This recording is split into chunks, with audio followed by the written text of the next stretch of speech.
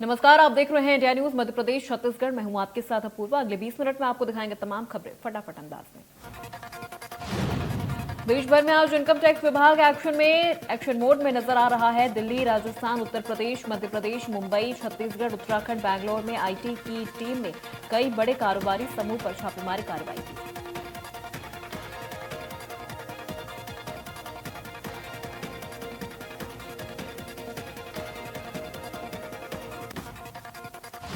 ये कारोबारी टैक्स चोरी और राजनीतिक फंडिंग को लेकर इनकम टैक्स के रडार पर थे, जिसके बाद देश के अलग राज्यों में 50 जगहों पर टीम ने एक साथ छापा मारा।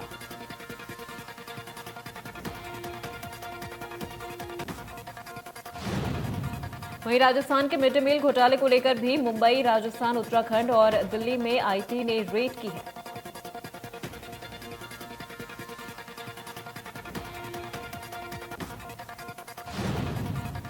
इस रेड में 300 से अधिक पुलिसकर्मी आयकर रेड में शामिल हैं।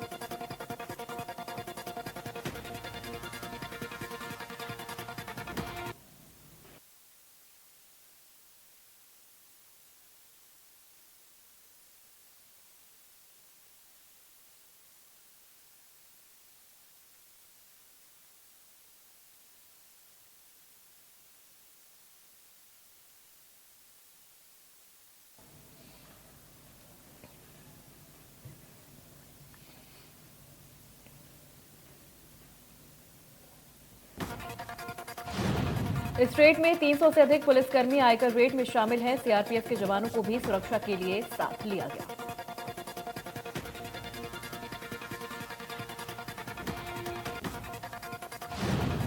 वहीं छत्तीसगढ़ में इनकम टैक्स की टीम ने दबिश दी है। आयकर विभाग की टीम ने राजधानी रायपुर, रायगढ़, बिलासपुर और भिलाई में अलग अलग जगहों पर छापा मारा।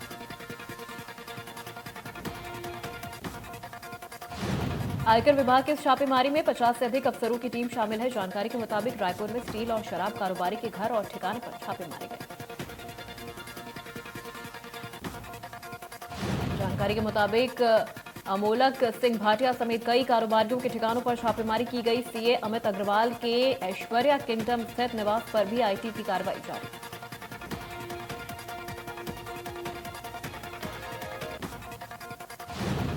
एमपी में सरकार की कमाई का बड़ा जरिया स्टैंप ड्यूटी की दरों में बड़ा बदलाव किया है। मंगलवार को शिवराज कैबिनेट की बैठक में भारतीय स्टैंप संशोधन बिल 2022 को मंजूरी दी गई।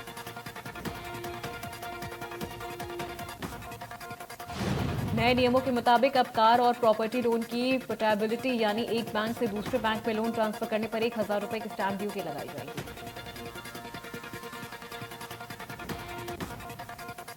फिलहाल कार लोन के लिए 0.2 और 5% ड्यूटी लगती है, जिससे बदलकर 10,000 फिक्स चार्ज किया गया है।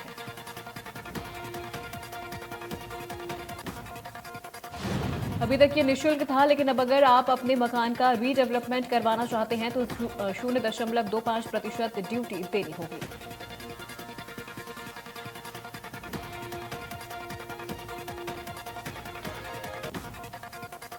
कांग्रेस की भारत जोड़ो यात्रा में पूर्व सीएम कमलनाथ शामिल नहीं हो रहे। इसे लेकर गृहमंत्री नरोत्तम मिश्रा ने कमलनाथ पर निशाना साधा। कहा, किसी न किसी बात पर राहुल से कमलनाथ का मतभेद रहा है।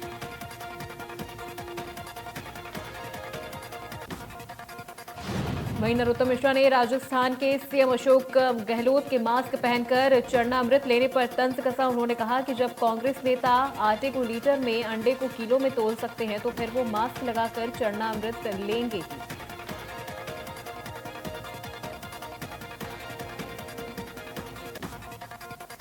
अब कार में बैठने पर सभी यात्रियों को सीट बेल्ट लगाना अनिवार्य कर दिया गया है, जिसे लेकर एमपी के गृह मंत्री नरोत्तम मिश्रा ने कहा कि हम सुरक्षित चले और सुरक्षित रहें। पीछे बैठने वालों को भी बेल्ट बांधना चाहिए।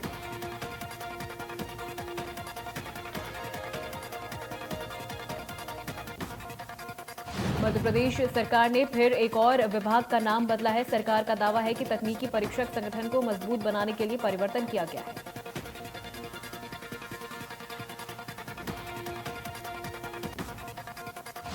अब मुख्य मध्य प्रदेश कार्य गुणवत्ता परिषद की नई पहचान होगी। सीएम शिवराज इसके अध्यक्ष होंगे और मुख्य सचिव गवर्निंग बॉडी के अध्यक्ष होंगे।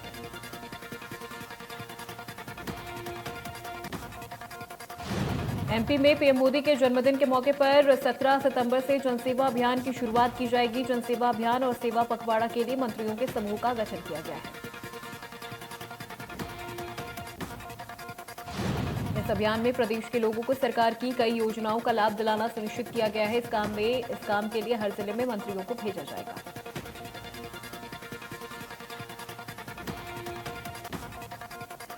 इस दौरान मंत्रियों ने कितना काम किया, कौन मंत्री किस जिले में गया, कितने लोगों से मुलाकात की, इन मंत्रियों के कामकाज का लेखा जोखा गोपाल भार्गव और विजय शाह के साथ बनी 4 मंत्रियों की कमेटी ने की।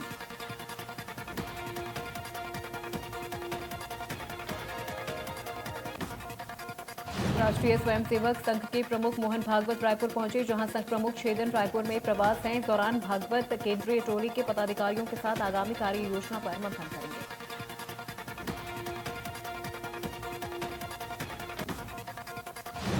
इस दौरान संघ प्रमुख बैठक करेंगे। इस मौके पर केंद्रीय पदाधिकारी भी शामिल होंगे।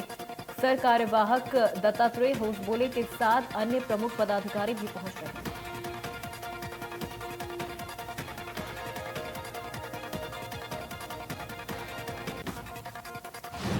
उज्जैन में विश्व प्रसिद्ध महाकाल ज्योतिर्लिंग के दर्शन करने आए बॉलीवुड अभिनेता रणबीर कपूर, उनकी पत्नी एक्ट्रेस आलिया भट्ट और डायरेक्टर अयान मुखर्जी को विरोध का सामना करना पड़ा। महाकाल मंदिर के मुख्य और शंख द्वार पर रणबीर, आलिया भट्ट और अयान मुखर्जी के आने पर विश्व हिंदू परिषद और बजरंग दल के कार्यकर्ताओं ने जोरदार हंगामा किया। इस दौरान बजरंग दल के कार्यकर्ताओं को पुलिस ने भगाया।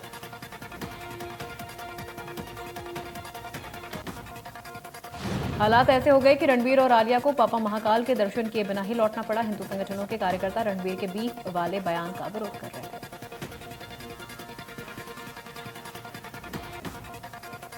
बता दें कि कुछ समय पहले रणबीर ने एक इंटरव्यू में कहा था कि उन्हें बीफ पसंद है। बीफ वाले बयान के विरोध में कलाकारों को काले झंडे दिखाने पहुंचे बजरंग दल के कार्यकर्ताओं को पुलिस ने बैरिकेड्स लगाकर रोका और कार्यकर्ताओं ने जमता हंगामा किया।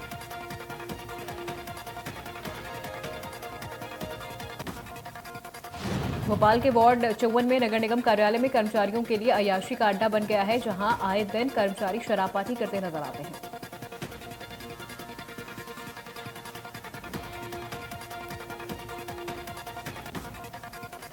जबलपुर स्मार्ट सिटी और नगर निगम की तरफ से शहर में door to door waste collection की निगरानी को लेकर कांग्रेस ने इसे करोड़ों रुपए का घोटाला बताया।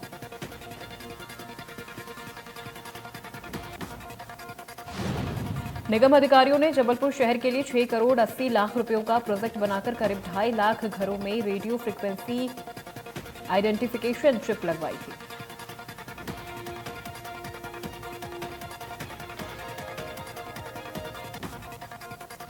दावा किया जा रहा है कि कचरे वाली गाड़ी जब घरों से कचरा उठाएगी तो उसका स्टाफ एक डिवाइस से चिप को स्कैन करेगा और घर से कचरा उठने की सूचना स्मार्ट सिटी के कंट्रोल रूम में पहुंच जाएगी। खास बात यह है कि चिप लगाने वाली कंपनी को सरकारी खजाने से भुगतान भी किया गया, लेकिन न तो RFID चिप की स्कैनिंग शुरू हुई और न ही door to door waste collection की मॉनिटरिंग।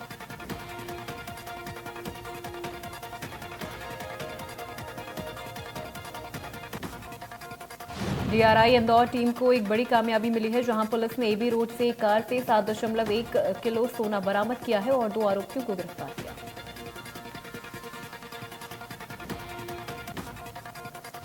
जानकारी के मुताबिक आरोपियों ने कार की डिक्की में सोना छुपा रखा था। बरामद सोने की कीमत 3.72 करोड़ रुपए बताई जा रही है।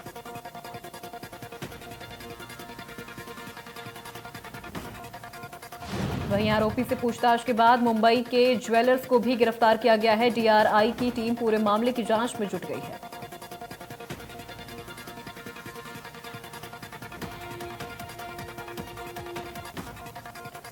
राजगढ़ में गरीबों के सरकारी राशन में जमकर कालाबाजारी देखने को मिल रही। वहीं राजगढ़ में तलेन पुलिस ने 244.20 क्विंटल चावल जब्त किया।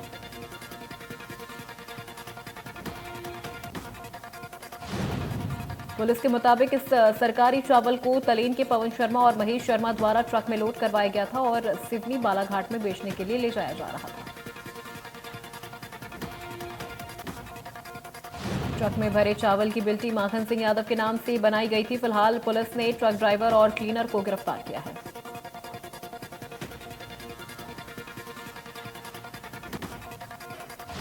देवास के हाई प्रोफाइल हनी ट्रैप मामले की मुख्य आरोपी जोया को चौथे दिन की रिमांड के बाद मंगलवार को न्यायालय में पेश किया गया।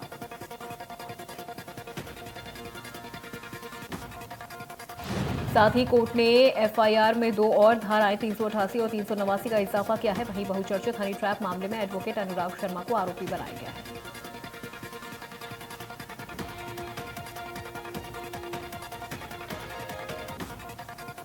धमतरी में सोरम भटगांव मार्ग खराब हो चुकी है, जिससे लोगों को आवाजाही करने में भारी परेशानियों का सामना करना पड़ रहा है।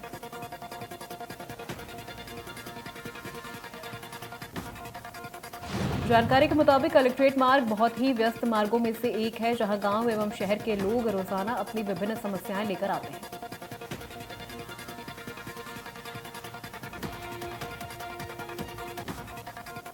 बलौदा बाजार में पुलिस ने फर्जी पुलिस चरित्र प्रमाण पत्र बनाने वाले 2 आरोपियों को गिरफ्तार किया है। ये आरोपी व्हाट्सएप के माध्यम से फर्जी चरित्र प्रमाण पत्र बनाकर लोगों से ठगी करते थे।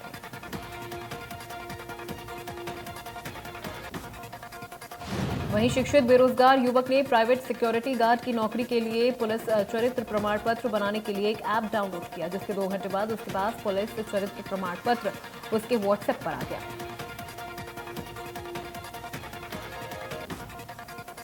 पीड़ित को जब शक हुआ तो उसने इसकी जांच कराई और प्रमाण पत्र फर्जी निकला। पुलिस ने आरोपियों को साइबर सेल की मदद से गिरफ्तार किया।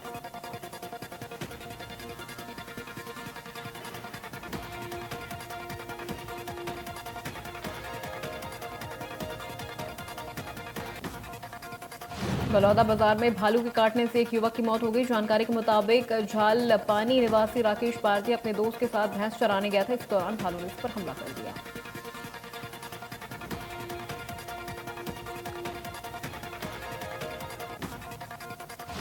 धमतरी में सरकारी शिक्षक ने छात्रा से छेड़छाड़ का मामला सामने आया है। पुलिस ने बताया कि कन्हारपुरी स्कूल में पदस्थ शिक्षक दुष्यंत ध्रुव ने एक नाबालिग छात्रा को स्टाफ रूम में बुलाकर छेड़छाड़ किया।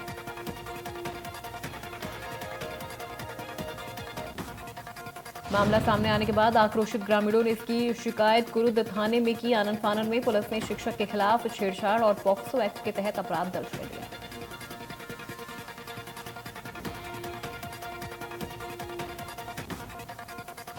बीजापुर के उसूर विकासखंड के विस्थापित कोरसागुड़ा ब्लॉक बालक आश्रम में पढ़ने वाले कक्षा 6वीं के छात्रों ने फांसी लगाकर आत्महत्या का प्रयास किया, लेकिन ऐन मौके पर इसी आश्रम में कार्यरत चपरासी ने छात्र को फंदे पर लटकता देख तुरंत बच्चे को फंदे से नीचे उतारा। आनन फानन में छात्र को जिला अस्पताल भर्ती कराया गया।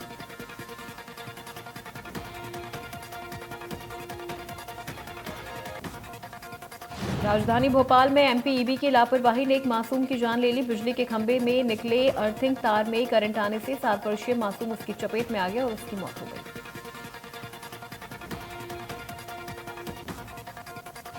जानकारी के मुताबिक बिजली के खंभे में निकले अर्थिंग के तार में करंट था। इस दौरान मोहित तार के संपर्क में आ गया, जिससे उसे करंट लग गई।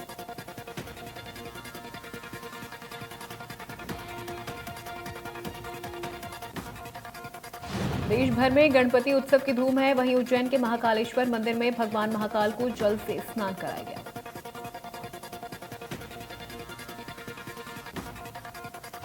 इसके बाद महाकाल को दूध, दही, घी, शहद, शक्कर से बने पंचामृत से अभिषेक पूजन किया गया। महाकाल के मस्तक पर रजत त्रिशूल और चंद्र के साथ मोगरे के सुगंधित पुष्प अर्पित कर गणेश स्वरूप में श्रृंगार किया गया।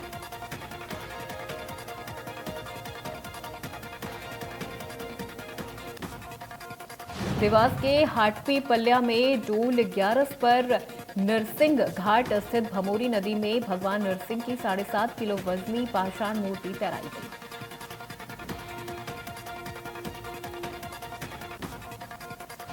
मूर्ति 7.5 किलो वजनी ठोस पत्थर की है। इसे पानी में तैरते हुए देखने के लिए हजारों की संख्या में दूर दूर से श्रद्धालु हाटपी पल्या आते हैं।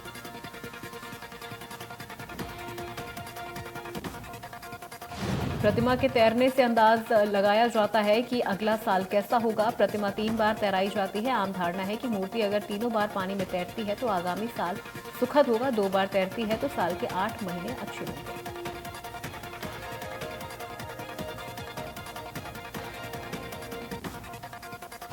बलरामपुर में जंगली हाथियों ने जमकर उत्पात मचाया, कई हेक्टेयर धान और मक्की की फसल को नुकसान पहुंचाया।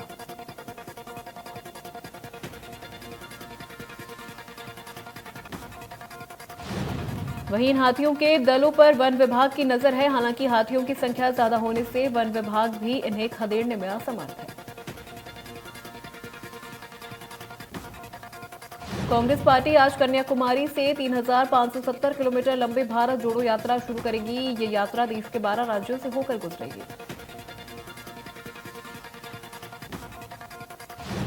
तमिलनाडु में भारत जोड़ो यात्रा से पहले कांग्रेस सांसद राहुल गांधी ने श्री पेरबंदूर में राजीव गांधी स्मारक पर पुष्पांजलि अर्पित की।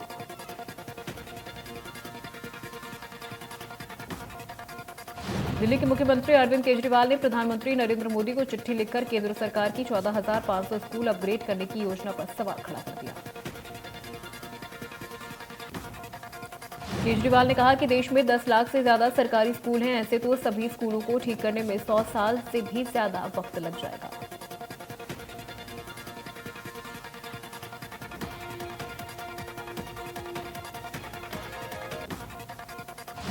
नई दिल्ली म्युनिसिपल कॉर्पोरेशन की बैठक में राजपथ के नाम बदलने पर मंजूरी मिल गई। अब राजपथ का नाम कर्तव्य पथ होगा।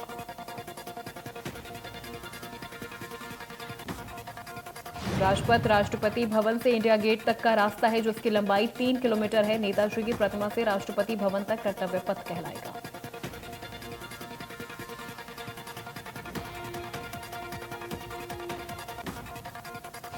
रोड सेफ्टी को लेकर केंद्रीय मंत्री नितिन गडकरी का ऐलान, कार की पिछली सीट पर बैठे पैसेंजर को भी लगाना होगा सीट बेल्ट।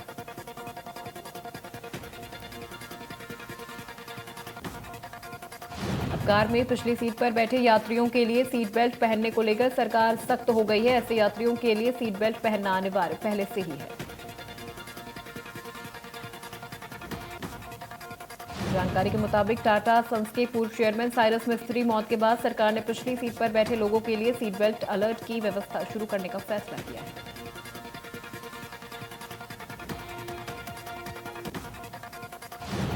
बिहार के सिवान में पुलिस गश्ती दल पर बदमाशों ने फायरिंग कर दी। इसमें एक सिपाही की मौके पर मौत हो गई, जबकि एक ग्रामीण घायल हो गया। जानकारी के मुताबिक पुलिस का गश्ती दल वापस लौट रहा था, तभी रास्ते में 4 लोग बैठे थे। उन्होंने पुलिस को देखते ही ताबड़तोड़ फायरिंग शुरू कर दी।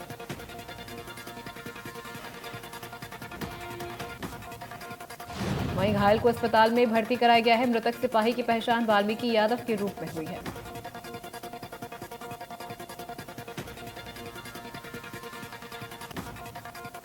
भारत में कोरोना के 5,389 नए मामले सामने आए हैं और 7,054 कोरोना केसों में रिकवरी हुई है। छत्तीसगढ़ में कोरोना के 99 नए मामले आए सामने। प्रदेश में पॉजिटिविटी दर पहुंची 3.47।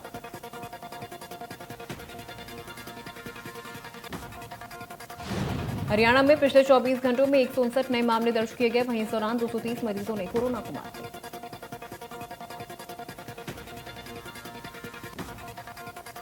गुरुग्राम में पिछले 24 घंटों में कोरोना के 62 नए मामले दर्ज किए गए। वहीं इस दौरान 99 मरीजों ने कोरोना को मात दी।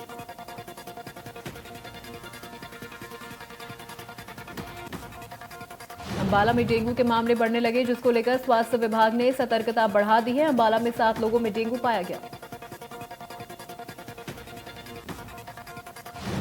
पड़ोसी राज्यों में पाए जा रहे डेंगू और स्क्रब टाइफस के मामलों में हरियाणा स्वास्थ्य विभाग की चिंताएं बढ़ा दी।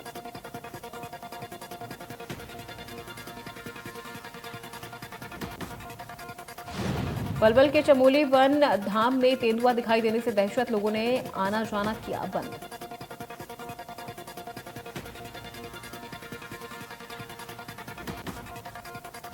सोनीपत के गांव जुआ में एक विवाहिता ने घर में फांसी लगाकर आत्महत्या कर ली। जानकारी के मुताबिक ससुराल पक्ष विवाहिता को दहेज के लिए प्रताड़ित कर रहे थे। विवाहिता ने आत्महत्या से पहले वीडियो बनाकर अपने मामा के पास भेजा, जिसमें महिला पर हुए अत्याचार का जिक्र है।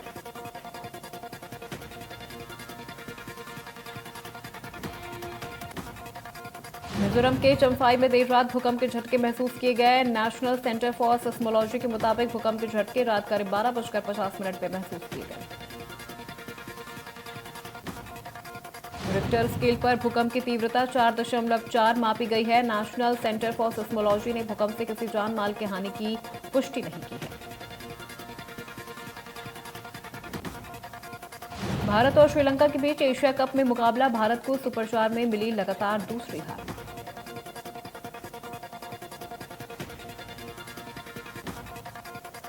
टॉस हारकर पहले बल्लेबाजी करते हुए भारत ने 20 ओवर में 8 विकेट खोकर 173 रन बनाए। कप्तान रोहित शर्मा ने 72 रनों की पारी खेली।